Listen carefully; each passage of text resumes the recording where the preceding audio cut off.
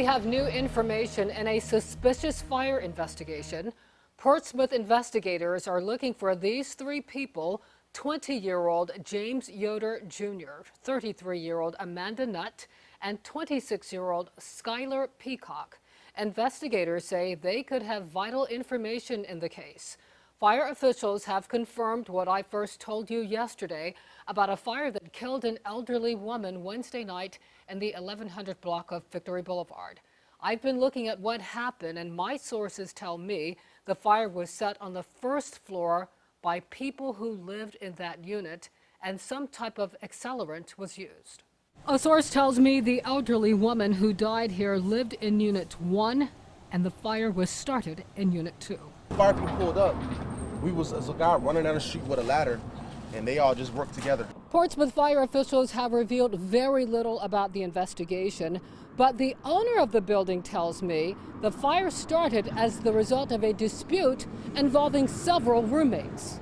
Two of the five tenants in unit number 2 indicated that 2 of them were mad at them, so they decided to put some flammable liquid inside the building, light it on fire. They torched a building that was occupied by their own neighbors. 13 people were taken out of the building, and Red Cross is still trying to assist some of them. Alan Steele has been trying to evict the tenant for weeks. Eviction papers were filed in court earlier this month.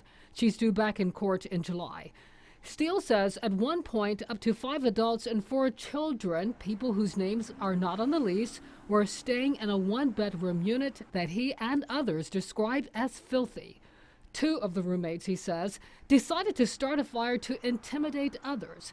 He says he's seen text messages exchanged between the occupants of Unit 2. One of the pictures was from the individual who supposedly lit the fire. He had to go to the local hospital, and they showed third-degree burns on his hands.